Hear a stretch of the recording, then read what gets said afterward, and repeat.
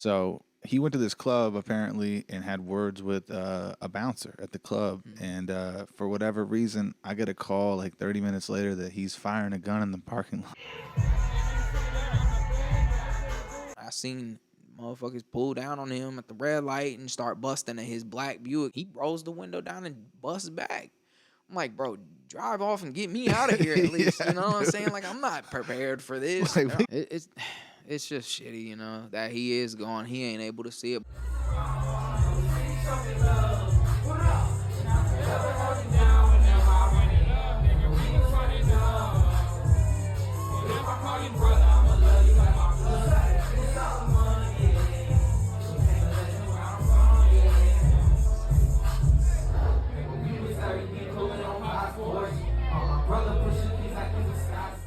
Dude, I just referenced him so much after he passed away that it got to the point where people was like, you know, when I would hear it or see it on Facebook, that people would be like, man, Bubby's only elevating, you know, Bubby's only kind of like semi blowing up or getting any clout off the fact that this dude died.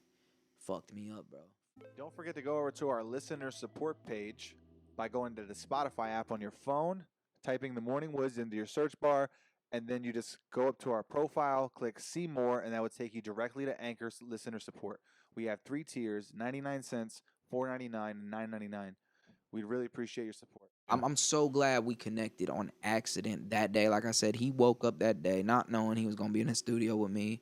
I woke up that day not knowing I was going to be in the studio with him. And he's like, bro, what do you think about doing a song with Jelly? He's like, nah, like, I'm hitting up his manager. Like, let's see if we can get in the studio and knock out a record with him. I'm like, I doubt we can just spring it on him like, hey, we're in Nashville, want to do a song. You know what I'm saying? Like, at Jelly Roll's career where he's at that point, you know, I didn't think there was any way we were just going to hop in the studio just because we're on our way to Nashville. Webby was just trying to push me to create music in general. Yeah. You know, so he wanted to try to reconnect that, you know, he knew that I knew Jelly and shit like that. And he's a fan of Jelly. So he's just like, we're in Nashville, let's figure it out. And it worked, bro. Well, you got anything, any ideas? I'm like, my mind racing. I need a moment on my own, cause I ain't. And everyone stopped talking. Jelly gave me some reassurance. Yeah. You know what I mean? Like, it's not too late, cause that's what I was thinking. Like, bro, I'm getting too old for this shit. And it worked. Yeah, I was settling, bro. I was quitting. That night that we did the song, the label, the man that owns the label was in the studio.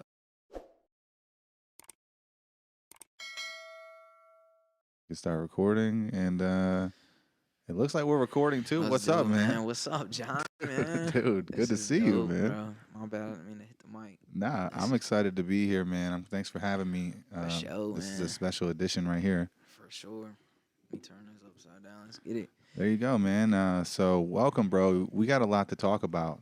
Oh, yeah. I know this is like a big time in your life, and tonight's a big show for you in Columbus at Scully's. Sir. Yes, sir. I'm excited to go there with you for sure.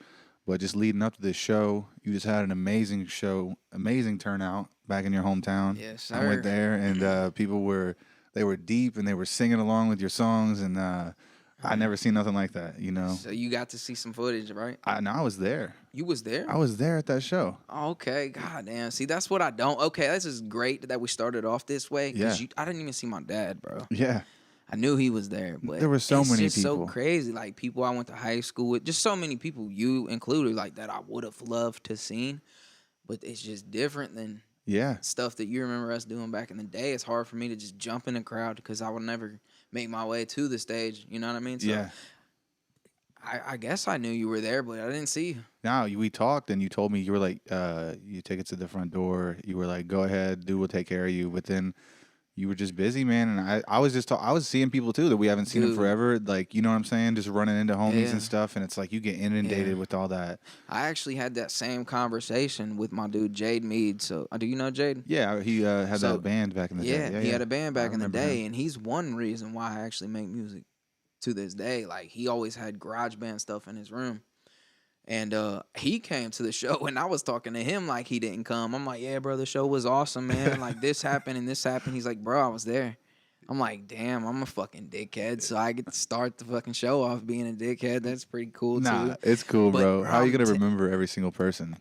it's not even that I didn't remember who came and who didn't come. It's just I didn't get to see them. Yeah, And it does suck doing a personal show that's at home because we come from selling 20 tickets and just meeting potential fans right. to now everyone came to just watch one act. And Yeah, that happened to be me.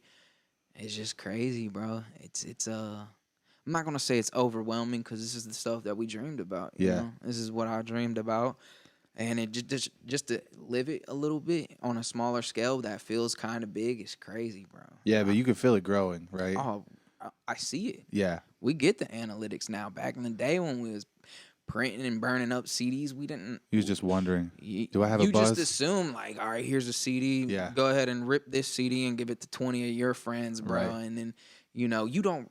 There was no real way to gauge who was actually listening. Right. I could give you a CD or sell it for $5. How long do you listen to it? How much of the music do you? I don't see those. I never seen those analytics. How many times did you listen to track 5? Yep. You can't gauge it. You have But no idea. now we got the internet. I see like, okay, Mind Racing featuring Jelly Roll is what they're listening to, or Local Legend is what they're listening to. I love it, man, and it's it gives you more motivation that you can see those numbers. Yeah. Even for like now, like I was working on the show mix for tonight, and you're able to, I had my buddy in Discord with me watching me put it together, and I know what people listen to, so I know what I can perform. Yeah. And then I can throw songs that I like that not necessarily everyone listens to. I got a couple songs I'm doing tonight that people don't know at all that I haven't released. But even back in the day, I would just, you don't know who's gonna sing what back then, but now today, just like it's amazing, bro. Let's go back then. Let's go back when you were burning CDs, back when you were doing songs with Jade, back when you met Adam.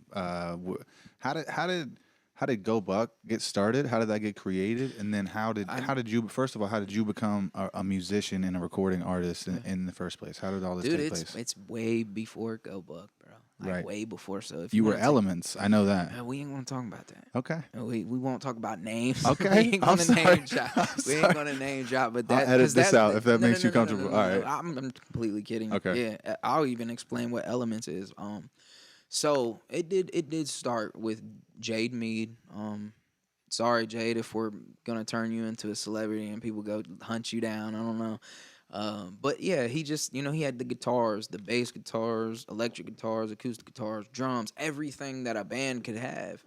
And then you got these School of Rock movies, and just, you just kind of wanted to do it. I never learned how to. I picked up every instrument that kid had, and I never got good at any of them. So I'm like, well, fuck, dude. I like hanging out with this dude. You know what I'm saying? This is my best friend. But when I'm over here, I can't pick up a guitar. I'm like, well, let me fucking be the singer. Yeah. And I realized real quick I couldn't sing either. Back then I couldn't. I still can't, but, I couldn't sing. And then to be all the way honest, like me and him, we watched 8 Mile together. It was over from there. Changed the whole game. It was just like, you know what? This is Yeah. what we're gonna do. You motherfuckers, go ahead and play your guitars, but I dare you to try to rap battle me because I'm gonna fuck you up. Like that's it. Literally stemmed from 8 Mile, bro. Like just starting off playing with my friends, just battling. You know what I mean? Like pretty much reenacting what we seen in that movie. Yeah. And then, like for me, I was just so fascinated with the instruments that he owned in his house that I couldn't play. So that was just my outlet, was writing raps, bro. Yeah. So yeah, It's wild how you kind of like saw all these instruments and you heard all these things going around and you were like, how do I become a part of that? It's like you saw it and you were like, I know that I'm destined to somehow interact with this particular thing, right? And it's like there's just a nuance to it I don't think a lot of people understand. Like, yeah. I don't think I understand. I don't think that I understood that was my passion when I seen it. You know what I'm saying? It didn't really hit me how impactful those moments was sitting in his room or surrounded by drums, and I didn't know. You know what I'm saying? But I did at the same time. You know what I mean? Yeah. When I look back at it, like, wow, that's where my interest really came. And I just, either my attention span, I just don't pick up. I don't learn fast. I was never a great student. You know what I mean? I never even would have thought to go to learn guitar lessons or anything like that. My attention span don't work like that. So if I couldn't do it, I didn't try it. So, but yeah, it started with just being surrounded by gear. You know what I'm saying? Yeah. Music, like guitars, drums, all that shit he had. Yeah. So then you basically after that you start battling people, right? You're just getting your flow together Yeah. for a couple years, and then when do Yeah. you say, okay, I need to put the idea on a track. Other people need to hear this, not just my friends. Like, I, where does that come from? see, I think that even the battle rap wasn't very prominent, right? It was just like this is a possibility. You know It's what I just mean? a I would sit in filler my for room and try to write some songs. You know, try to write some like diss lines and shit, and then go to school at recess and like would just reenact 8 Mile. Wasn't serious to them. You know what I mean? yeah, They're just laughing and we're trying to clown on each other, but it was serious to me. You know, but then this is where fast forward just a couple years when I was in the 7th grade, must have been like 2003, 4. I had met a buddy of mine who's still currently around me. He'll be there tonight. J. Wright. He gave me. He's the one that really enlightened me that I could record music because he was a new kid at my school. I was a beatboxer too. Well, at least people thought I was really cool. Like I could make beats with my mouth. I didn't can you do one for us? pause. That was kind of weird, but I could beatbox a little bit back then, at least. You know, I would just do it, you know, nonchalantly, not thinking, just beatboxing. They'd be like, bro, you're good. J. Wright came to my school, and that's how he was doing it, too. And people was like, bro, he's better than you. You guys should have a beatbox battle. Oh Like, they shit! pretty much made this dude my enemy before I even laid eyes on the guy. So when it was like maybe 4th period, we ended up discovering we had a class together. And instead of being like, let's battle on the beats or on the beatbox, and we ended up just being cool. You know what I mean? Just talking to him. He was the new kid, and he somehow let me know that he rapped. And I'm just like, all right, okay, you rap, whatever. I don't even know what that means because back then, not everybody had a home studio. Yeah, So what is you rap? Okay, cool. You watched 8 Mile too. everybody You know what I'm raps. saying? I'm Yeah, like, all right, you watched 8 Mile as well. And no, it was different with him. Like he called me. I guess I gave him my phone number or whatever. He called me and played music, and he's like, "Yeah, this is my song." And I'm over the phone. I'm like, "No, it's not, bro." And he brought me a CD, a compact disc yeah, with his name wrote on it, and I took it home. And I guess it sounded like him. I believed it at that point. He gave me a physical CD, and it had his music on it. And I'm like, it all started coming together. I can't play guitar. Rap battling wasn't really my thing, but I try to play with it. I'm like, bro, he can record. Let me really try to write a rap, yeah. not just something to clown on my friends and diss them. Like, let me really try to write a song. Never was good, you know what I'm saying? But it was just, it was it was something I could do. I could write a song and record it and put it on a CD. So you started recording with Josh. Recording, yeah. Yeah. Yep. I started with Josh, and then it just like he was the one that had a computer. I never had a computer at this point.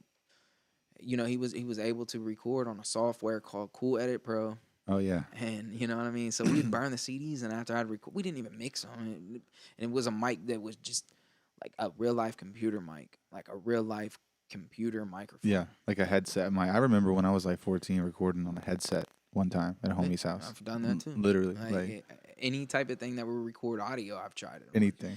Like literally, like I remember there was a video game that had a USB it plugged in, like a controller, but it was a microphone.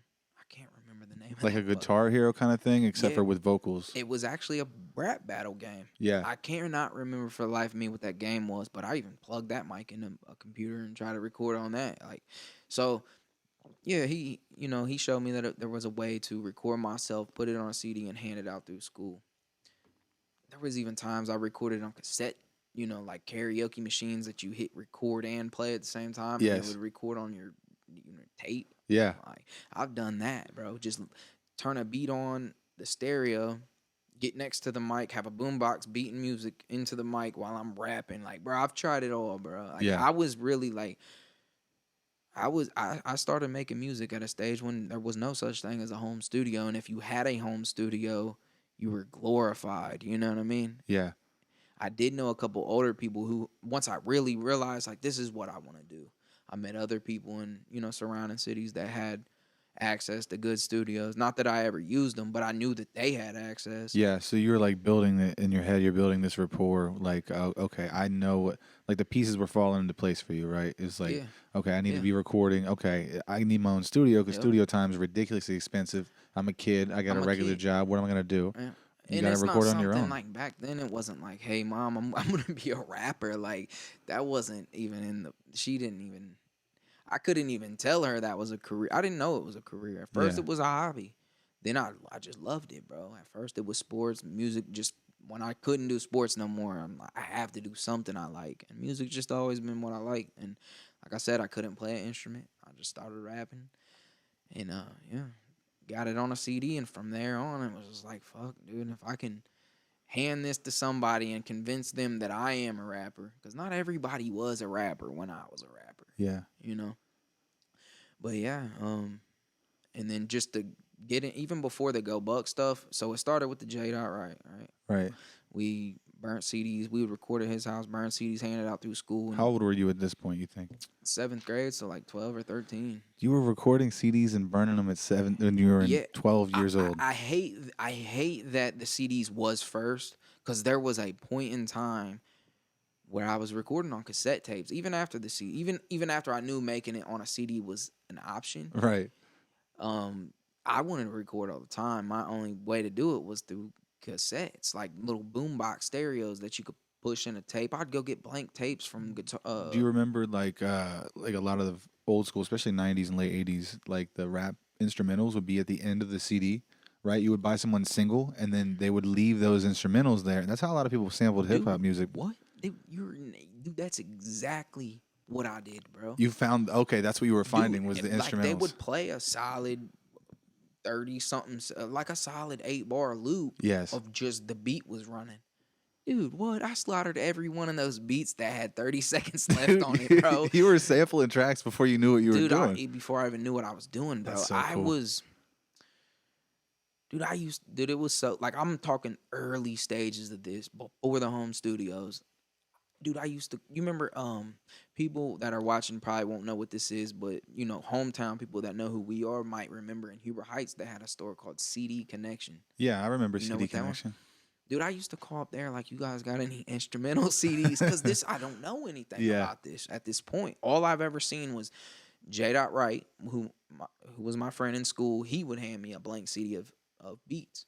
Well, I recorded on every beat he put on that CD for me. So now, for whatever reason, he didn't get me more beats or whatever. He was my only plug. I didn't have the internet. I didn't have a computer. So when I went through the beats that he did give me, I called up CD Connection like, yo, you got any instrumentals? You know what I'm saying? I didn't even know how to hit up a producer, dude. I'm not talking about, I didn't even know, like, you remember SoundClick? Yes, SoundClick. This was before that. So where was Josh finding these beats? Do you know, like the origins of where He was actually getting them from SoundClick. SoundClick? So it was just before you had a computer. Before I to knew know, anything about to know the searching. download situation. I got Yeah, you. so he was getting them from there, or he was ripping, like, dude. I just remember. I remember like 50 Cent beats. Like we'd have like in the club instrumentals, like, Yeah. you know, things like that. And I'm thinking like, all right, CD Connection, which is just a big CD store that we had, you know, locally. I would call up there and I thought that was just a normal thing, like a disc of instrumentals, Yeah. you know. And then I did find people used to make albums that it would be the song, it would be an edited version for radio, and then it would be the instrumental. I don't know if you ever seen those. Yes, I have. Yeah. I used to buy. Just like I the used tapes. to buy them even if I wasn't a fan of the song or a fan of the artist. If it said instrumental on the back, I would buy that CD just so I could write to it. That's Because crazy. I didn't have no outlet to find. I didn't know about the internet and SoundClick. SoundClick was definitely very dominant when I started. I just didn't have a computer or the internet. You know what I mean? Like, I don't know. Yeah, so. Yeah, SoundClick. Once I figured out about SoundClick, and my mom had got a computer for the first time for work or whatever she needed it for school. My mom tried school when I was young.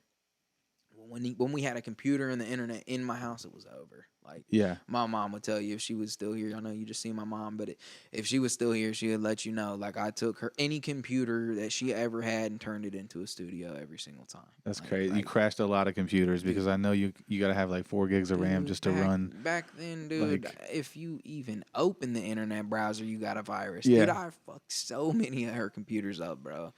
So many of her computers, man. But yeah, So there's like a 6-year gap like right now because I remember I remember coming along and I met you when you was like 17, 18. I'm like a year older than you, so yeah, we was probably like about to be adults about the yep, time we met. yeah, And I know at that time you were already pretty established as an artist around the city, even though you was a young guy. And like that's why I went and tried to wanted to work with you so much, yeah. right? Because people would talk about you. Mm. But like so what was that 6-year gap between like being in 7th grade and you're obviously burning CDs. You don't really know the processes. Like how'd you work your way up to like start recording other artists like the way that you did through Adam and like I remember even Yeah, Aaron Bro, right? There was yeah, the Get Money Boys was yeah, before Go Buck even. yeah. There's a lot of people I could probably name drop. People who was doing similar to what J. Josh was doing. Yeah. I started meeting other people like him, and I would just pick their brain. Like, where do you? I found out SoundClick is where we get the beats. So in that little stretch before I met them, what I was doing was just picking people's brains, learning how to record and learning how to take what I write on a piece of paper to burning it on a CD by myself without someone else's help, right? And through that, once I could get things on like a compilation of music, 14 to 18 songs, and just started handing them out through school, giving it away, just spending my money on what was it? Would they come in like 100 packs of Something like blank that. CDs? I would Yeah. get blank CDs and just write my 50, name on it. Dude, 100. I'd spend all night. I'm supposed to be doing homework, just write my name. Elements, elements, Over and elements, over. elements, all over these discs and just handing them out. Just through school, bro. It was so easy when you was in school, and no one was doing that. Not where I went to school. Right. Nobody was handing out their mixtapes, like, dude. So just flooding it through school and just flooding it through. I grew up around a lot of people who trafficked substances to Yeah. other people, so I had outlets and people who was willing to just do that hand transaction. Like, I just burnt hundreds and hundreds and hundreds and hundreds of CDs, bro. Whether they liked it or not, because I'm just assuming they probably didn't. It was never mixed good. It probably sounded like shit in a car. Yeah. That's where they're probably listening to it.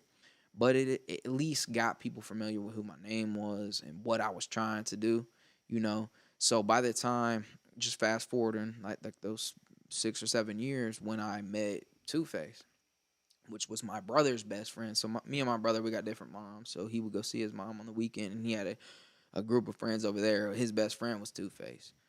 And he had done some juvenile time. He did like 2 years as a juvenile. When he got out as an 18-year-old kid, my dad had got custody of him so that he had like an address. He could, whatever for like probation, shit like that. Yeah. Like, my brother was his best friend. That's where he stayed at just for a brief bit of time. But I was recording, and Two-Face was a rapper as well. So he just happened to come around and know your brother. He already knew my brother, but when, he spent 2 years as a teenage kid in prison, like that 2 years is a lot of time as a teenager. Hell yeah. So when he did get out and was back in communication with my brother, like, my brother would let him know, like, yo, I know you're a rapper. My little brother's like trying to rap. So when he got out, yeah, dude, he lived with my dad, and it was just like, you rap, I rap. SoundClick's where we get the beats. Let's fucking click around and get some beats and make music, dude. And he was just better. You know what I mean? Raw. He was so just raw. Everybody knows that. It's like when you look back, dude, the stuff that he was saying, like I listened to some of it recently. It's like, for its time, bro, it was crazy. Like, it was crazy. The stuff that he was saying, like the way that he would rhyme, the way that everybody like us that knew him really knew that he came from the streets, and he wasn't fucking around when he would talk like that. So it was so visceral, and like I never knew nobody like that for real that could say it on a mic. It's like we grew up around hundreds of guys that might like shoot you in the street, but who could really talk that shit and was about it, and that was Adam. Dude, it was him 100%, bro, and it was just like it made me step back because I think when I first started, I was all about yo, I got a gun, and I'm just reciting, pretty much rewording what I used to hear on the music that I listen to. Yeah. So, like I told you, my brother told him, my brother raps. We got a little mic here. You're gonna be living with us. Let's get you recording. Dude, when he started talking his talk, it was like, dude, you're talking about something. For You know what I real. mean? Real substance. I'm Yes. just bullshitting. I'm just trying to rhyme as many rhymes as I can, as many bars as I can write that mean nothing, that ain't saying nothing. There's no substance behind what I was creating. Mainly, I was just trying to be accepted in a way amongst my peers. I guess rap was like my way of getting validation, like, all right, he's cool. You know what I'm saying? Like, Yeah. that's the rapper right there. Yeah. Talking about me. But when he got out and he got around me and he was making music with me, he brought substance and it opened my mind like, I'm doing this wrong.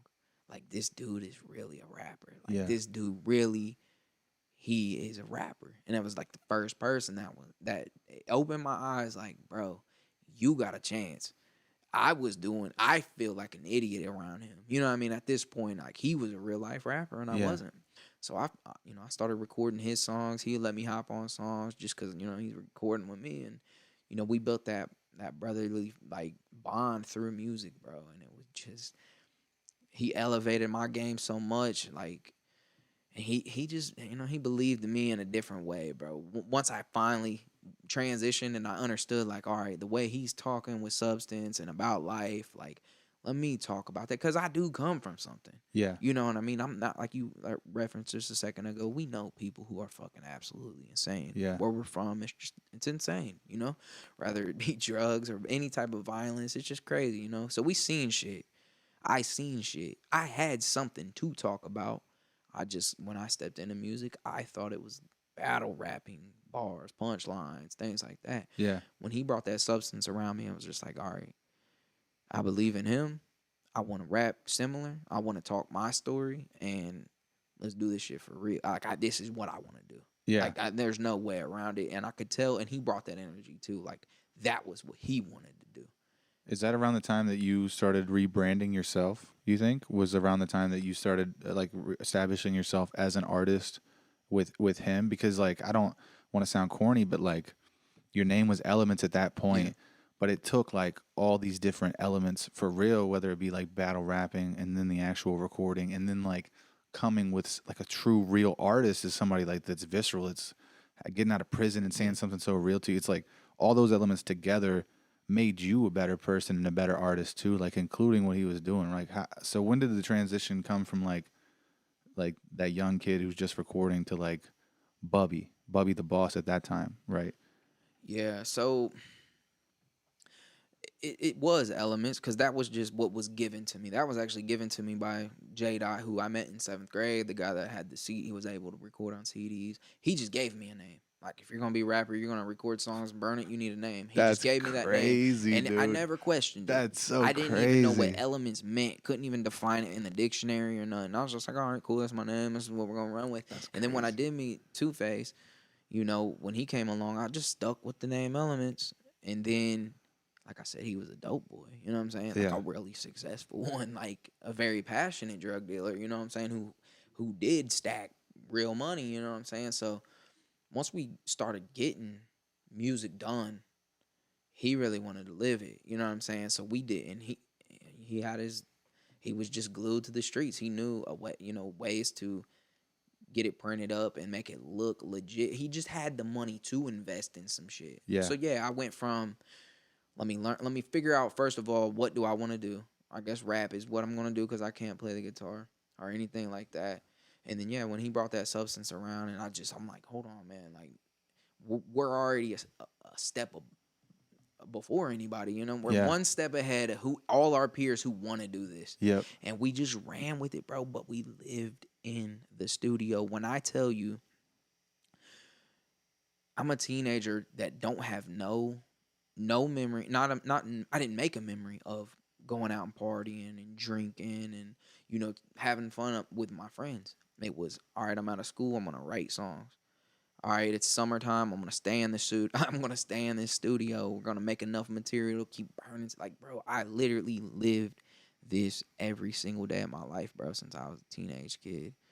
And Yeah. So what? I'm getting lost in thought here. It's So what okay. exactly is the question? I guess I'm trying to just find out like I know how you and Face met, and I Yeah, know that obviously changed you as a musician and kind of as a person absolutely. in a lot of ways. And then you guys had so much success together. Obviously, when he passed, that was a big thing for not just for your career, but you as a person. Yeah. I know that it affected you for many years.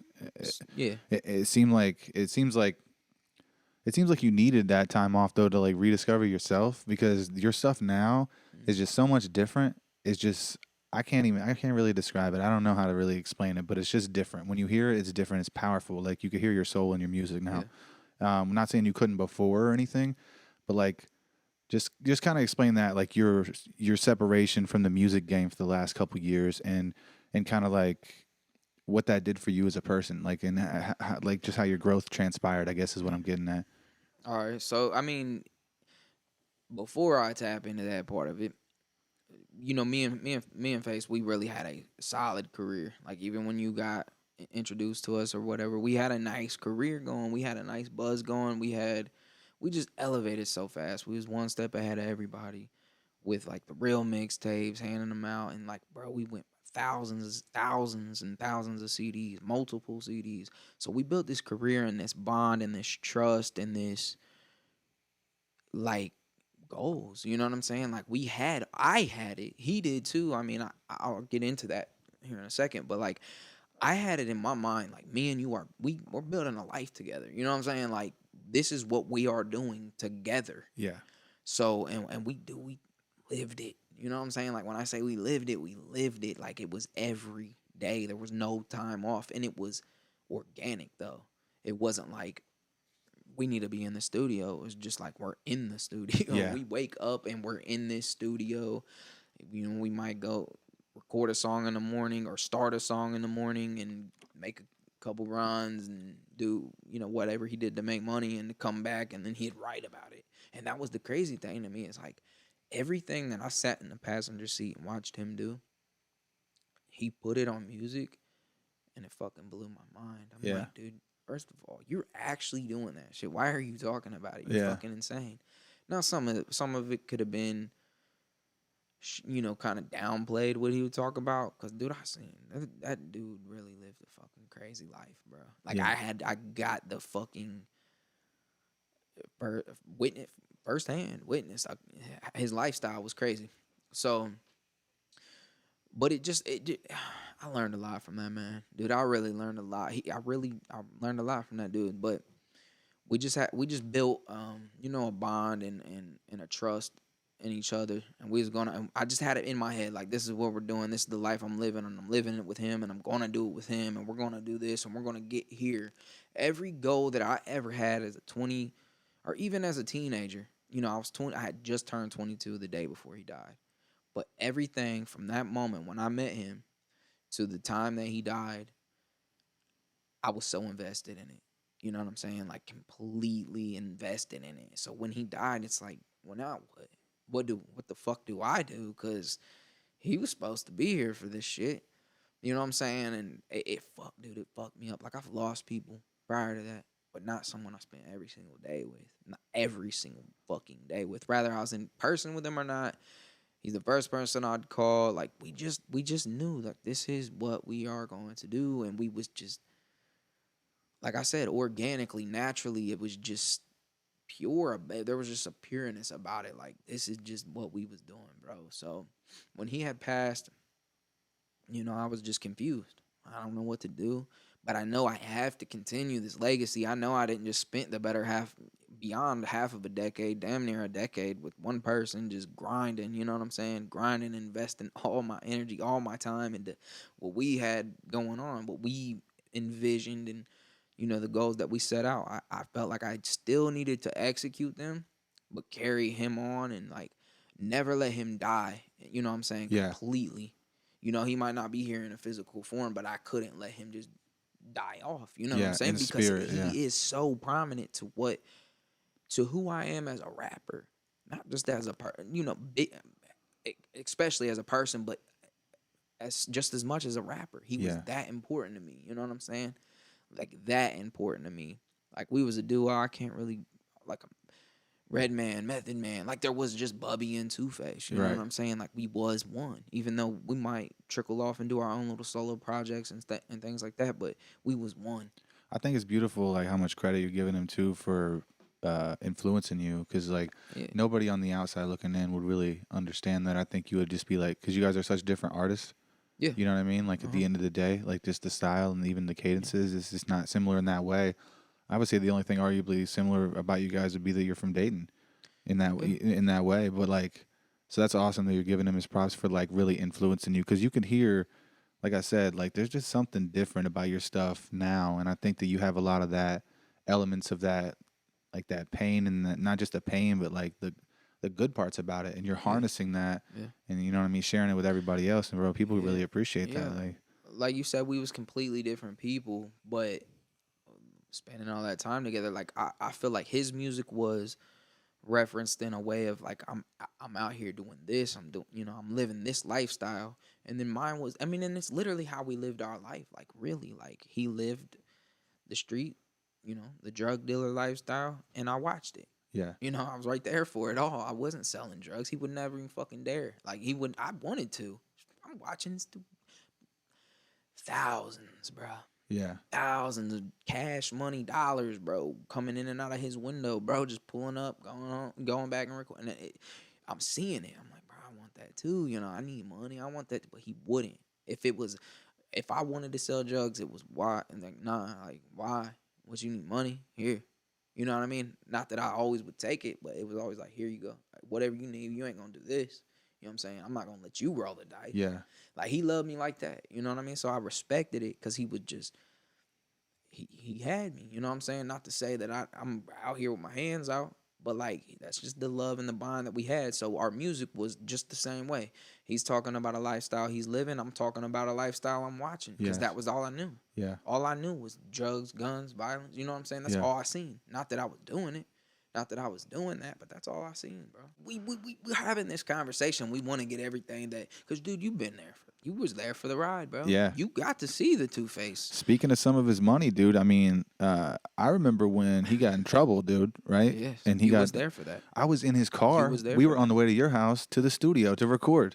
Very, very true. I was in his car. His girl called him and she was like, yo, our house just got busted into. So what do, bro? He turns around and we go to an undisclosed location. All right. And he gets like fucking $25,000 in a shoebox. And he goes to the lawyer the same day because I told him that this lawyer was the shit. And he actually got my brother out of this big case for some shoddy police work. But he was like, okay. He's like, they can do that. Then I'm going to go there today. And he didn't bullshit. Because he didn't, bro. I'm telling you, that day, Johnny, like, you was very present for that. You was in the car when that all went down. I remember it very vividly. You guys stayed at my house for days. He wouldn't even take you back home. He didn't want to go back to Dayton. I lived in Columbus. You was stuck with him. I got a ride back like 4 or 5 days later. Okay, yeah. He was not going to leave. Not from him. No. He was staying Jeffrey with me. He stayed with me for a long time. He stayed with me for a long time because he didn't want to go to prison, bro. He had a son, you know what I'm saying? And he knew what he was doing. Dude, I'm telling you, bro. For the better half of that last year he was alive, I've never seen this man cry, bro, until that last year. And he was just like, Bubby, I really don't want to do this. And it's like, I can feel it in my face. I'm trying to cry right now, and I'm not going to do it because we're on camera. But I just remember it. Yeah. You know what I'm saying? It's very strong because this is someone who was like my muscle. You know what I'm saying? This is like, I'm with Adam, I'm good. You know what I'm saying? I'm with Face, I'm good. I don't even got to look behind me. You know what I'm saying? I'm with him. You never even seen that side of weakness to him, though. Never, bro. Not until about, not even, bro, I'd probably say it was probably like the last few months. Matter of fact, the first time I seen tears on that man's face was at a funeral, Snowball's funeral. My homie Snowball lived next door to me. That was the first time I seen him cry, and it was the first time he opened up because I think it did something to him. Like, that was like the third or fourth person in our circle that had passed away with Snowball. And then Adam kind of just let it out. You know what I'm saying? He's like, bro, I got a son. I'm in this situation. Like, I'm fucked up. You know what I mean? Like, I could go to prison for a really long time. Yeah. Is what was on his mind. And leaving his kid behind was like, just, it fucked him up, bro. So he just started opening up verbally and about his emotions, which was a side I didn't understand. I didn't understand it. Like, I thought he was just invincible kind Yeah. of, like, you know what I mean, like a hard dude, you know what I mean. I didn't know that existed in him. I was so young. Everybody has a soft side. That was the first time he exposed it to me, Yeah. you know. So yeah, dude, when that all happened and you was present for that fucked him up mentally so bad, and it just ran him, straight. It just took a toll on his life, bro. Yeah. That type of stress. And like I said, it took me that many years to see him cry. Imagine what he really had bottled inside. Yeah, he was probably holding stuff all the way back from when he was a kid or whatever Dude. that people just don't really understand, Mm. And the thing is, like, he became that hard person because he was protecting himself from the elements that were around him. Exactly. You know what I mean? Because Yeah. obviously Adam didn't have like a classic childhood, like Nope. something like that. It's like he became who he was, and he was well respected because of the hard times that he went through. But yeah, I'm sure it was hard, man. Stuff that we can't really understand. You know what I mean? Yeah, it's definitely something that I can't understand directly, because I did have my mom, I did have my dad in different households and completely different living situations. But, like, I had my parents. My dad was his dad at that point in time. That was his father. That is who he called, dad. He looked at my dad like a dad. And, so yeah, he definitely grew up in he definitely had family that was close, that I'm still in contact with today, that loved him unconditionally. But it was just not it wasn't, he didn't have a big family, and he was in and out of, foster cares and prison as a kid. You know what I mean? It almost got to the point, and just looking back at, I'm an adult now. You know what I'm saying? I'm a grown fucking man now, and now when I look at him or think back to when we was kids, I can view him as a child. And what it was, he just had a sense of, like, abandonment. You know what I'm saying? And he didn't know who. Like I said, I never seen him cry for 10 years until, like, the last few months of his life. He never showed emotion. He didn't trust nobody, bro. You know what I mean? Right. He got the name Two-Face, not because he was two-faced, but he had to develop. He'd been stabbed in the back so much. This is how he would reference it. He's like, bro, I've been stabbed in the back so many times. Like, I'm gonna just be the one that stabs people in the back. Yeah. I'm gonna be the grimy one. You can't be grimy to me if I'm already, my mind is grimy anyway. Yep. But dude, he wasn't. Like, I call him Face. I don't like putting the two in front of it, because he was never that to me. Yeah. You know what I'm saying? He never was grimy to me, bro. He didn't have nothing to take from me. He had his. He wasn't Two-Faced. Like, he was not a grimy dude. He was, if he didn't fuck with you. You've seen a side of him. I remember you used to cry. You used to call me like, bro, he's fucking crazy. Dude, okay, we were just talking about this when we were on the phone the other day. So Yeah. I'll tell this story. Now, I don't think a lot of people know this story. He can't get in trouble for it now, but Right. so he went to this club apparently and had words with a bouncer at the club. And for whatever reason, I get a call like 30 minutes later that he's firing a gun in the parking lot. Yeah. And they're like, yo, come get your boy. Like, they're like, we called the cops, but we don't know when they're coming. You know what I'm saying? Can you please call him and tell him, like, we're good here. Don't, like, he's got to go or whatever. Yeah. And I called you. I remember it. I remember you calling me, and I remember I kind of remember what I told you. I said, just don't say anything to him. Yeah. Because I've been in 2 different occasions where one time we was getting shot at. Like, his car was getting shot at, bro. I'm fucking like, what the fuck, dude? Like, this ain't real right now. Yeah, and you're in the car with him? And he's busting back. And I'm like, bro, please. Like, I'm not crying, because at this point, it's like, I don't know how I didn't fucking freak the fuck out, but I was panicking, but at the same time, I'm like, bro, what the fuck is going on? Like, you just want to make it out of this situation. I want to just get out of this. Yeah. Like, this can't be happening. I just couldn't process it in the time, but, like, bro, he was busting back, and I'm like, man, fuck, like, what the fuck? Like, now that just developed a whole different anxiety for me, because, like I said, he was a drug dealer. He got robbed multiple times. People hit big licks on this dude. Yeah. A couple of times. And just being associated with him like that, like, people they would look at me like I was a drug dealer too. You know what I'm saying? So, like, if I got caught by myself, like, I'm just like it just fucked me up. Like I was saying, like, you brought up the time he shot up the club. Like, when I seen motherfuckers pull down on him at the red light and start busting at his black Buick that was completely, you know what I'm saying, tinted. They're just busting at the car, and I'm on the passenger side, like I'm on the other side of him, and then he rolls the window down and busts back. I'm like, bro, drive off and get me out of here at least. Yeah, You know what I'm dude. saying? Like, I'm not prepared for this. Like, I we don't got know what shit the to do. fuck is going on. And he had loose screws, bro. He Yeah. really did, and he just felt like everybody was out to get him, and but he was loved, man. Yeah. He certainly was loved, and it really from the music. He just, bro, he knew a lot of people, and a lot of people had a lot of respect for him, and I know why firsthand, bro. That dude had a lot of love in his heart, for real. Not just that, but I think a lot of great artists are kind of crazy. Picasso cut his ear off. If you know who Picasso is, the famous Yeah. painter. I didn't know he cut his ear off. Cut his ear off and gave it to a girl. Damn, It's nuts, right? that's absolutely fucking crazy. Hey, look, we all got our screws loose a little bit, especially Yeah. the type of people Yeah. who want to be like performers and entertainers. It's like we're all missing a little part of ourselves, whether it be from abandonment or whatever it is as a child, mostly childhood shit is like, but we're all missing a little element of ourselves, a little pieces. You know what I mean? It leaves breadcrumbs. As you get older, you start to kind of figure out like why you're the way you are, especially when you have kids. I think it's easier to objectify why you would get certain fears or stigmas in your life when you look at your kids. Yeah, man. That's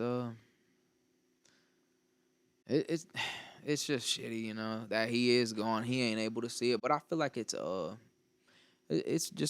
part of my story, and it's a part of our legacy. I feel like I'm carrying the torch. You know what I'm saying? Like, You for the are. better half of me knowing him, it was like, although he tried to make me like the face of it, you know what I'm saying? Like, he wanted me to stand out. I might have been a little bit more polished as like a recording artist or even a rhyme writer, like, but he really spoke poetry, like real like ghetto poetry, and it was like he was a white dude doing it though. Yeah. There With might so be much white soul. people, there might be white dudes doing it like that, and it might, but he wasn't gimmicky, bro.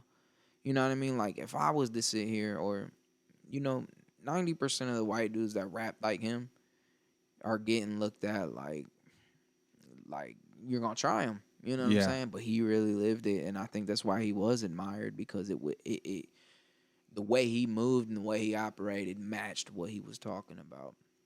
And when he did pass, like I said, I had to carry that legacy and that torch, and I ran with it strong for like 2 years, probably since like he died in pretty much 2013. We buried him the second day of the new year, so he died at the end of 2012, and so from 2013, 2014, I was going crazy, But here's another thing.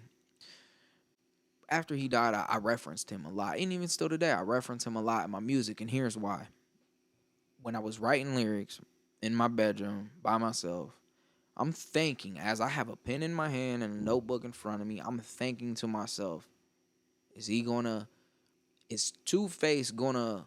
How is he going to respond to what I said on this bar? Is he gonna find this? Is this gonna be fire to him? What I'm thinking already, I'm like seeing his reaction to the lines I'm writing. Like, I'm almost writing to his approval type shit. Yeah. You know what I mean? Subconsciously though, not knowing that, but not completely knowing that, or not letting him know. Like, I'm trying to go my hardest to impress him. Yeah. You know what I mean? So when he died, I still kind of wrote music, not no more to impress him, but he was always on my mind when I wrote music anyway. That was the dude I made music with.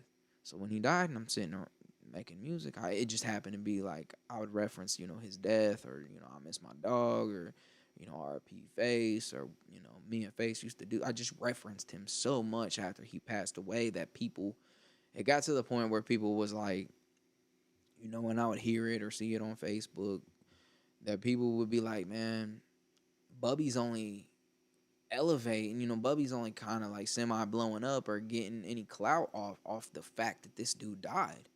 Fucked me up, bro. Fuck, dude. And it sucks that I'm this way, that I'm the type of guy who can, like, I don't read, I read comments, but like, I'm grown now. Like, I guess it was kind of like a immature thing of me to get offended by what people said, but Yeah. it fucked me up, because like, are they right? Am I getting sympathy? Love is what it made me think. So did that make you question everything you were doing as far as your career? Because Yeah. the same people who were saying this are the people who were like listening and sharing, right? Or is it just you think people from the outside in and just like what do you think it was stemming Yeah. from? You know what I mean? I think it was. I know it was stemming from jealousy, Yeah. right? Because my numbers and my clout and my in the name, my name was doing something. After Yes. after he passed away, like Even it. beforehand. Even Let's not beforehand, say let's not, 100. Yeah, I'd yes. never take it away. Like me and him, we really grinded and established You guys are something. some of the biggest artists. But it was like, even how I felt inside, it's like, damn, now what? You know, like I have these goals and this vision with him, but now what? And I think everyone who was watching us, that was their thought too. What is Bubby gonna do now? Yeah. You know, so for 2 years after he passed away, and when I started hearing more and more people like, oh yeah, all he ever talks about is Faze dying, and he's getting clout off this. It put me in a situation to where it was like, since he's not here anymore, how much does this even mean to me? You know what I'm saying? Yeah. Like, my vision was to get him out of the street, and that was his vision too. Like, I'll put every dollar behind you, Bubby. I don't want to be a drug dealer. You know what I mean? So when he was gone, it was just like, well, how much of this matters anymore? You know what I'm saying? Is this really my passion, or was my passion to get him out of the streets with somewhat of a talent that I had? Yeah. So when I started hearing people like, degrade the fact that I was speaking on him on almost all my songs, it was like, damn, well, if that's the way they feel, like, does this even matter anymore? And like I said, it was an immature way of thinking for me, but it kind of like fucked my self-esteem up. Yeah. Because I really started questioning, like, it got to a point where it was like, can I even make music without referencing him? Can I make music without being sad? Until, the people around me that love me, I was able to tell them that, like, bro, I'm fucked up. Like, all I can do is make sad songs, because I'm always sad, but I fake it. You've been around me after Adam died, you know what I'm saying? After Yeah. Face died, we laughed still. But deep in my heart, I was crushed. On the inside, by myself, I'm fucking devastated. And I'm able to talk about it a little bit, and the people that, was around me would tell me, like, bro, speak your pain, bro. Somebody else is going through the same shit. Like, yeah, it sucks that you have to deal with this, and this is on your conscience, and this is, breaking your heart and stressing you out that you lost your best friend. But, bro, people lose their mom. People Yes. lose their brothers, and, you know what I'm saying? Like, people lose significant people. They don't know how to talk about it.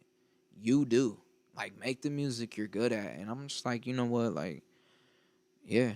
Like, let me just speak my pain, because it feels good to get it off my chest first and foremost. Right. I could give a damn less if it gets 1 million views. I'm not doing it for clout. Like I said, people said I was doing it for clout. It fucked me up, because I wasn't. And once I understood that, like, I'm this is what I'm supposed to do. These things happened. I really truly feel like the way he went out, I was supposed to speak for him. I was supposed to speak my story, his story, and I'm supposed to let people know that they're not alone. And at the same time, it's like a validation to know, like, not to get too personal, but you've lost people significant. Yeah. You know what I mean? You might, I don't know, I'm not going to speak for you, but you might listen to a certain song like, damn, like, I feel that. Like, Oh, I can yeah, relate for sure. on a level from what I've experienced. I can relate to what he's saying. My situation's similar. And it may or may not bring you some validation, like, all right, I'm sad, but Yeah. I'm not alone. Yeah.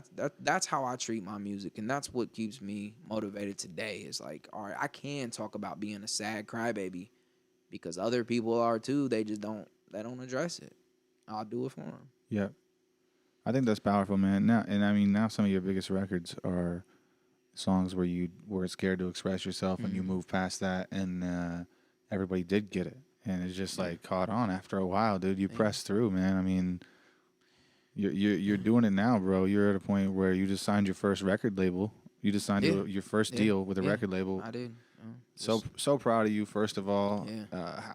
How did that take place? Because I know that, I guess maybe a lot of people on the outside don't know, who are new to you and your story. I know that back then when I was doing shows with you, you were pretty connected with Little White and like Jelly and them in that camp, and that's because a lot of that had to do with Adam, obviously. I mean, yeah, it just came from, Face had a little bit of money. We was at the right place, at the right time, and I think he had paid Lil White for a feature. Yeah. You know, and we kind of would ride around and do, you know, open up his tour with him, you know. And you know, Jelly had just was doing his thing with the white music with Lil White too. Yeah. So we met Jelly through that, but you know, after Face died, which wasn't very long after we was doing that with Lil White, I just was stuck, bro. I Yeah. was just stuck. I wasn't in a creative space. I just wasn't. So years started just going by where I'm not creating. I'm not doing what I'm supposed to do. And people like Jelly was, you know what I'm saying? They was a step ahead of me and everybody else. They was putting their pain behind music, you know what I mean? And when I wasn't, you know what I mean? So Jelly, you know, he flourished, bro. He has a crazy career. Like, he's doing so successful. And, you know, I'm definitely, I don't want to say that I'm like riding a wave or like piggybacking or looking for a cosign or nothing like that. I knew Jelly. Jelly knew Face. Yeah. Jelly actually called me on the phone. I was tripping on Twitter, bro. When Face died, I was tripping. And Jelly and I followed each other all the way back then in 2012. Jelly Roll called my phone and listened to me cry about Adam. Like, fucking devastation cry. That's crazy. Like, I think back now, like, damn, that was kind of embarrassing that I just fucking cried like a baby on the phone with Jelly Roll. But, like, we've always had, like, some type of a relationship, Jelly and I, and even Face. Like, Jelly really fucked with Face. I remember Jelly used to come to Columbus all the time, and hey, after Face had died, if I was in the building, you know, he was shouting, you know, rest in peace, Face, you know. So Jelly, it wasn't like oh, Jelly's doing great, let me go fucking jump on this train. Me and him already had a relationship. Yeah. So the record that him and I did was completely by accident. When Jelly Roll woke up that day and I woke up that day, him and I had no clue we was going to be in the studio at the end of the day recording a song. So how did all that take place? So I was on my way, you know, from Ohio to Nashville to watch a Tennessee Titans game. Tennessee Titans was hosting the Baltimore Ravens in the wild card round of the playoffs. And this is the first time I've been a huge Titans fan for many years since I was a little kid, and this was the first time I ever got to go see them play in person. So on our way to Nashville, I'm kind of sleeping in the back, like I'm in the back of the car, I'm like taking a nap, and my homie Webby, he's on Instagram hitting up Jelly Roll's manager, like, yo, what's good with a feature type shit, while I'm sleeping, not really running this by me by any means. And you know, we get out there. He's like, bro, what do you think about doing a song with Jelly? I'm like, yeah, hell yeah. I got some music with Jelly we did back in the day and shit. Like, I didn't know what he was really trying to do. I think, you know, we're on our way to Nashville. You're thinking of Jelly. He's asking me what do I think of his music. I'm like, bro, I fuck with Jelly. I've known Jelly forever. Like, I thought it was just, you know what I'm saying? I didn't know he was trying to execute a game plan. So he's like, nah, like, I'm hitting up his manager. Like, let's see if we can get in the studio and knock out a record with him. I'm like, I doubt we can just spring it on him like, hey, we're in Nashville, want to do a song. You know what I'm saying? Like, at Jelly Roll's career where he's at that point, you know, I didn't think there was any way we was just going to hop in the studio just because we're on our way to Nashville. But it worked. We did get in touch with him. He was actually in the studio. He had blocked off, like, I think that whole week he was working on the album. So he was already in the studio, so it worked out. At first, I'm like, nah, bro, like, I'm kind of tired. I don't even feel like writing a song. Like, I'm so excited. My mind's on this football game, you know what I mean? I'm like, nah, bro, we ain't got to do that, you know? We ain't got to go to the studio. Let's just go settle in this room, go wake up and do this. You know, I didn't really think that we'd be able to get in touch with Jelly and go do it. So I'm just like, yeah, you're wishful thinking, bro. Like, You don't want to disappoint yourself at this point, right? That's what you're saying. You're like, it sounds cool, but it's not a big deal. It was just like, he's looking at it, like, I don't even know how he was really looking at it. He just really wanted to see me get back into making music. And he's just a fan of both of your music. He was a fan of both of our music, and Webby was just trying to push me to create music in general. Yeah. You know, so he wanted to try to reconnect that, you know, he knew that I knew Jelly and shit like that, and he's a fan of Jelly. So he's just like, we're in Nashville, let's figure it out. And it worked, bro. We got in the studio and we made what we made, and from there we shot the video, and Jelly pretty much used me as like a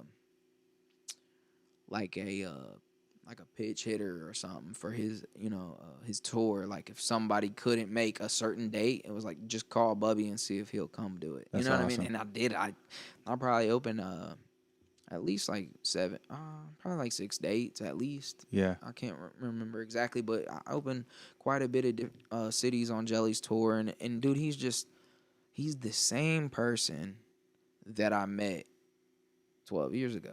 He has not none of his success has changed him, and I love that about him, cause that's the way I would do it too. And I can say that from the bottom of my heart, like I know I'll never change, cause this shit is just this materialistic shit don't mean nothing. You know what I'm saying? And we do this cause we love this shit. Yeah. You know what I mean? We make the music cause we love it, cause it does something to us, and it does something to other people, which ultimately does something else to us, and it's just like Jelly, he never changed, bro. So I'm like, yeah, bro. I'll definitely come to any city that you invite me on. I'll do whatever, you know what I mean? He just kind of like was like, here, use my platform and see what you can do with it. Now, like I said, I'm never looking for a cosign. I'm never gonna ride his coattail and try to just piggyback a career off of what Jelly Roll's established. I Yeah. feel like that would be disrespectful. You know Right. what I'm saying? But I will say, before we even recorded, we had some conversations, and I'll give credit where credit's due. Jelly Roll, he opened my mind to, first of all, to where like it's not too late. You know what I mean? Like it's not over for you. Don't hang it up. Like Jelly kind of like installed that back into my head. You know what I'm saying? That night, because he asked me, bro, and it was probably the worst question I ever had to answer in my life. He's like, "So, Bubby, like, what you been up to?" Jelly asked me, "What you been up to?" And I'm like, well, man, I got kids now, like I'm trying to say everything besides, I clock in every day and Yeah. fucking work a regular job, and I don't really make music. It was, I needed it. You know what I mean? I needed him to ask me that question, and it just sparked something in me, bro. Just remember where Jelly came from. I'll give credit where credit's due. Jelly is the reason why I'm grinding my ass off. I love that dude to death. But he really inspired me, bro. To just know where he came from and what he's doing now. It was just, and I don't know, bro. Yeah. I'm so glad we connected on accident that day. Like I said, he woke up that day not knowing he was gonna be in the studio with me. I woke up that day not knowing I was gonna be in the studio with him. And this is what I love to do, bro. You know what I mean? And we made a great record. He gave me some opportunities to travel with them, and it's just like, bro, fuck this, bro. I'm only gonna live once, bro. I'm gonna do this shit. Yeah. You know? Not for the legacy I'm trying to carry on for Face, but for me, bro. Like, this is what I love. I'll give a lot of credit to Jelly. It was, without him even knowing, he probably doesn't even know how much he inspired me that day. Just to give me that opportunity. It's been a blessing, bro, and I'm gonna ride him. You should, bro. I mean, you deserve it, to be honest. Like, whether people in the comment section think so or not, I think all that hearsay has changed. It's like anything, any hate that was ever on you is like reverted to love now, right? Yeah, I mean, you literally are a local legend. Like people, you are, bro. I It's am. crazy, but I think you're destined for greater things. I do kind of too. always thought that, bro. To be honest. I do too. Man. I've always thought that too. But it was, I don't know, man. It's something about time. The Like, universe. yeah. The universe. It's like it literally made it happen for you. Yeah. You're trying to avoid it. You were trying to avoid it. I really was. And the universe was like, nope. Here's Yeah. Webby. They said, here's Jelly. Here's this game. Here's all these elements that you could not control, and it put you there. And what are you gonna do? Now you're here. It's like. Yeah. It seems like it was yesterday, probably, but like a lot of shit has changed. And what has it been, like a year since you released this record? About a year, yeah, since we released that record, and I'd been, just getting back into making music, and Webby just, he happened to be there to kind of like push me in the back, like, come on, let's make some music, come on, let's do this, let's do that, like. So he kind of pushed me, and like when we did the Jelly stuff, it was like, damn. Because I kind of got disconnected from what Jelly had been doing, to be completely honest. So and Jesse didn't. Webby didn't. You know what I mean? He was following Jelly Roll. So when I go to do the song with Jelly Roll, and I'm kind of going down this wormhole, what he had been up to, I'm like, damn, like, he's really going crazy. Yeah. And then just sitting down and just, like, he even said it. He's like, in the song he referenced, he's like, Me and Bubby reminiscing got me sad again. Like we was really just chopping it up, about we was at the kind of like at the same point at one point in time, and Yeah. it's just to see where he flourished and where he's at now. It's like, man, I needed it. You know what I mean? I needed to have that conversation with Jelly Roll, not knowing. 'Cause I needed that. Like you said, the universe. I feel like the universe put me in front of Jelly to be like, yo, he did it. Why did you give up? Yeah. He didn't. You know what I'm saying? It's not too late for him. I feel the same way about you in a weird way. It's like, I don't do music anymore, but like I'm doing my own thing, and it's like seeing you have the success that you have, bro, gives me a crazy kind of drive that I really can't explain. So it's like it's good being around you and just talking to you again. It feels good, and it feels good to see my friends successful. Yeah, bro. Right, like that's the craziest thing you could wish for. It's the best thing you could wish for someone is like to have them make it and doing the thing that they want to do too. Not like you didn't make it as the supervisor of your job. You're not owning your own company. It's like you made it doing what you really want to do, and it's fucking wild. I mean, just while we're on the record, I'm not gonna say I made it. I didn't make it. You've made it to a point. Everybody's level of success or like their definition is different, but this is what I think success is. I think I'm successful. I think you're successful. I think Jelly's successful. Yeah. Success to me, it measures like, are you doing what you want to, what you love every day? Are you attempting to do? Am I writing jokes every day? Am I like cutting clips? Am I trying to make skits? Are you constantly writing songs or trying to reach out and make your network bigger? You're successful. Yeah, That's it. I mean, I wouldn't say Maybe not where you want to be yet. Yeah, I wouldn't say like I made it. I wouldn't say I made it, but I know I'm mentally in a state of mind where I'm so locked in. It's like I'm already there. Time just has to do its part. Yes. You know what I mean? So like, yeah, I'll be very humbly speaking, haven't made it. Like if we're sizing me up with other people, I haven't made it, but in my mind, bro, I'm just so dialed in that I know it's coming. What do they say? They say when preparation meets opportunity, it's timing. It's like you said, it's timing.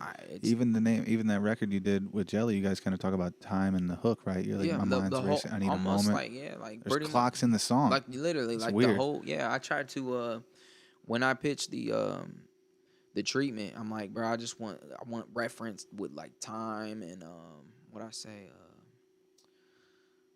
What's Roman numerals? I'm Roman like, numerals. just throw like abstract Roman numerals. Like we didn't completely execute my vision, but we did throw the clocks in there, and it is about time. And Jelly gave me some reassurance. Yeah, you know what I mean. Like it's not too late, because that's what I was thinking. Like, bro, I'm getting too old for this shit. And it worked. Yeah, I was settling, bro. I was quitting. You know what I'm saying? Slowly. And God was like, nah. You remember this guy that you used to sit in the back of the bar with and fucking, he wasn't even allowed to drink? You remember that guy that you sat, because he's the biggest artist, one of the biggest fucking artists in the world right now. Yeah. So let me go ahead and put you in front of him just so you don't give up on yourself. And like I said, I'll give credit where credit's due.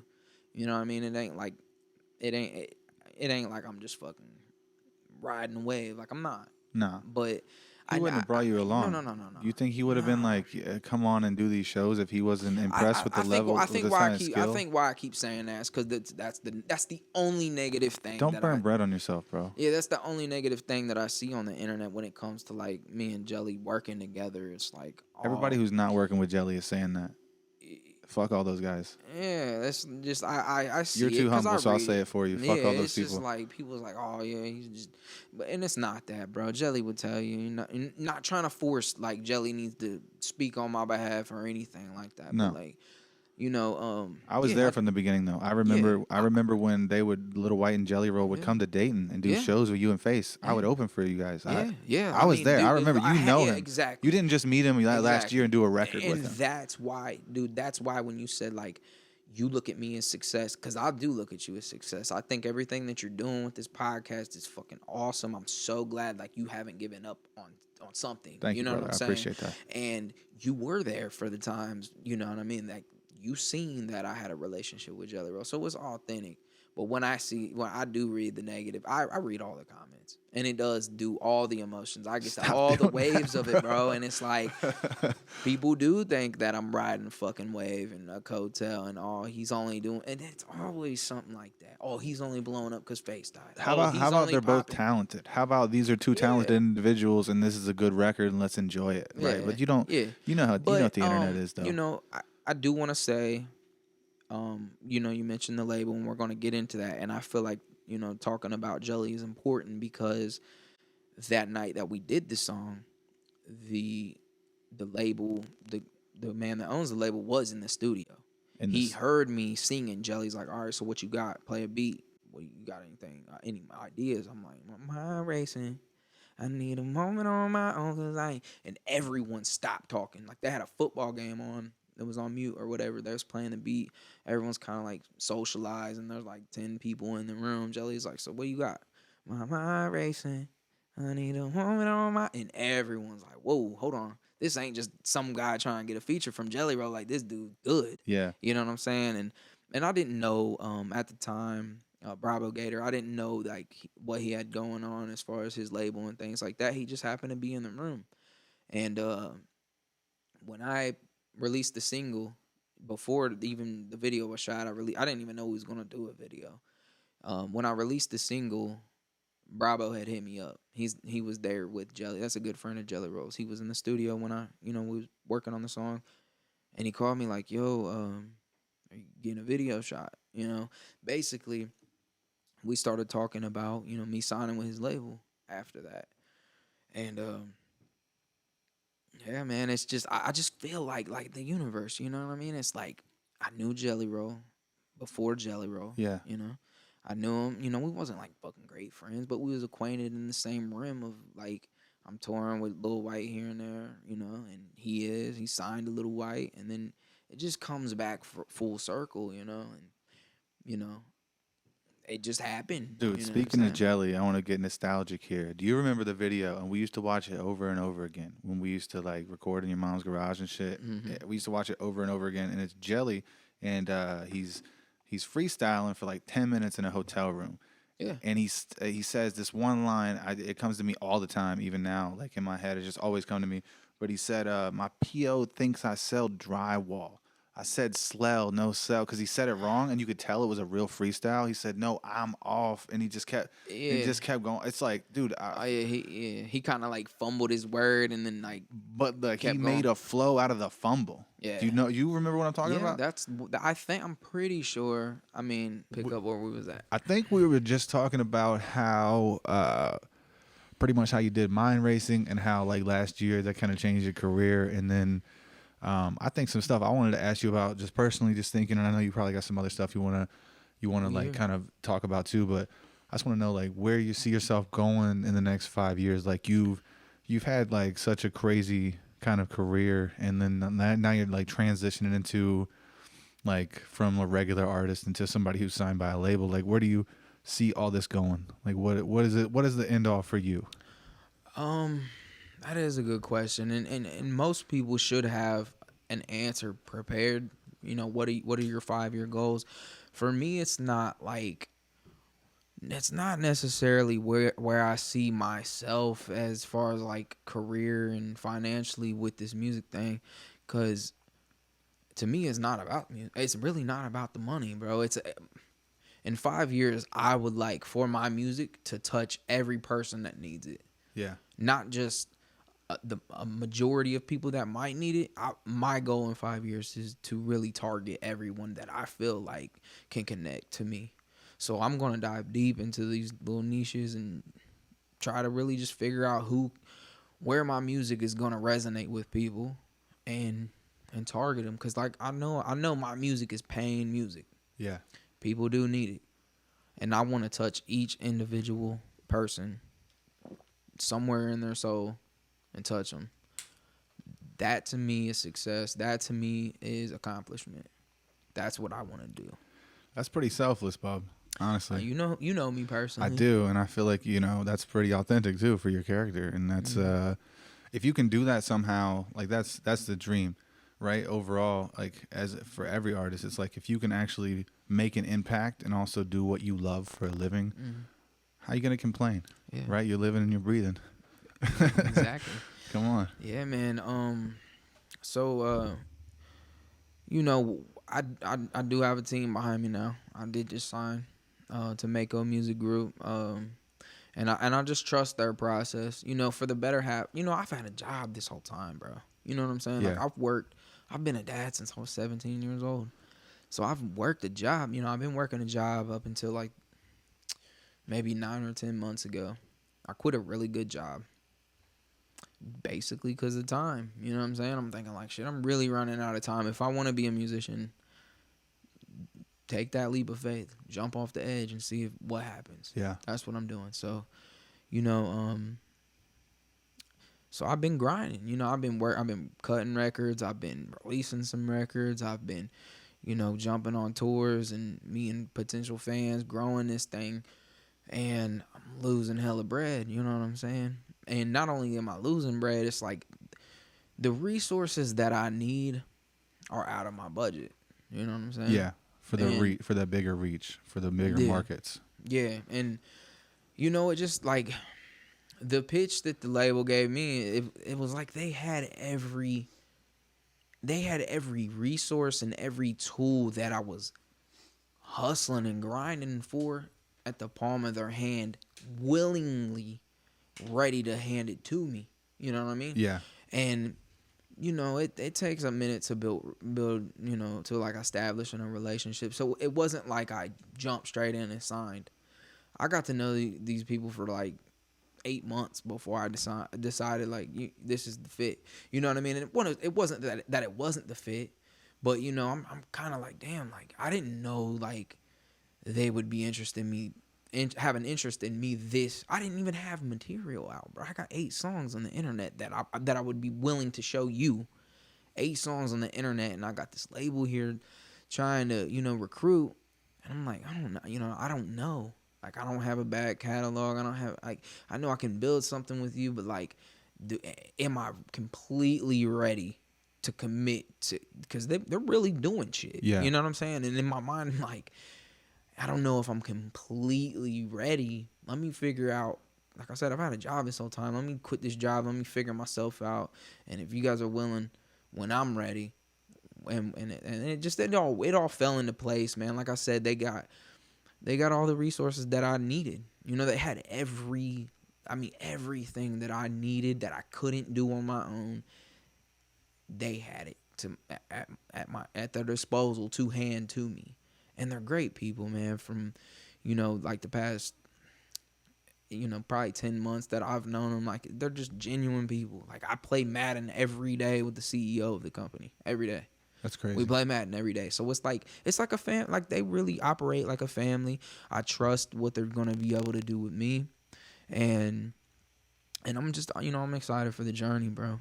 And I'm sure we'll have another interview 6 months from now or whatever, and I can't wait to look back on it. Yeah. And think about like, how much you're going to grow from now till then. And, I'm excited for people to hear all this stuff, man. Cause this is you didn't have, like I said, when I got here, like you didn't have to do this with me. Like, people are really going to be looking for you, especially now that you got signed and like, not that you weren't already successful before, but I could just really see things taking off. So I'm glad I got to be the one to like, get your story and just find out where you came from and everything. So this has been a blessing just talking with you today. For real. Yeah, man. It's a blessing for you, but it's a blessing for me because I knew I'd be able to execute this conversation better with someone that would know it. You know what I mean? Yeah. And just for the people that are watching, me and Johnny are great friends. I consider you a great friend. Yeah, but let's be honest, we don't hang out. We're not around each other every day, right. But we definitely built enough of a relationship at one point in our life that we're going to be friends forever. That's how I feel. And,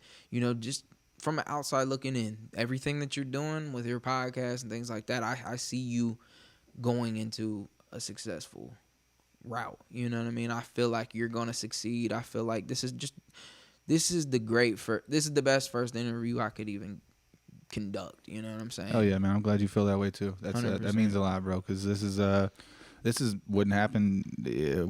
Weirdly enough, just like J. Wright just came in the room and you were professing earlier how you probably wouldn't have started without him. I probably wouldn't have been doing any of this without you. And I don't know about start. At least that initial like recording and stuff, right? Yeah. Because before I ever came to your house, when I was a kid, I was like trying to record with anybody, and I didn't know that a home studio was even a thing. Yeah, man. I didn't know that was possible, or that you could even go to school and take classes for this stuff, or I didn't know it was a technical skill, like, right? Yeah.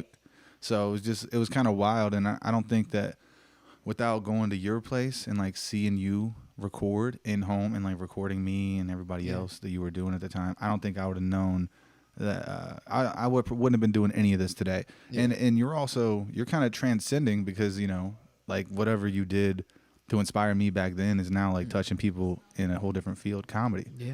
And it's like, so you whether you know it or not, you know, you're impacting people in other industries too. So it's kind of crazy. Yeah, man. Yeah, man. I mean, just the way you feel about me inspiring you in the beginning stages as a musician, that is exactly what J Dot was able to do for me. It was just like, it was an idea. It was something I had fun doing, and then he was like, we can do it, you know. Yeah. And I know how to do it, and then I'm like, whoa. Then it went from like, this was fun to like, holy shit, there's an actual way, like there's a way out. This could be something. Yeah, this might be a job for me, right? Yeah, man. And it's beautiful how it all came back full circle, man. Decade and a half later. Yeah. Like, here, you know. It's dope, man. I can't wait to see what this does, bro. For you, for me, for everybody, bro. Yeah.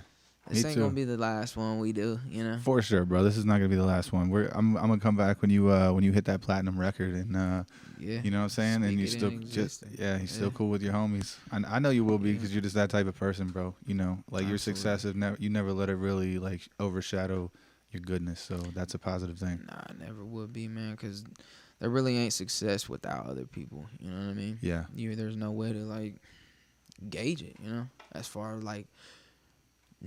Numbers come from other human beings, bro. These views come from somebody else. At some point, you gotta give credit to the ones that are supporting you.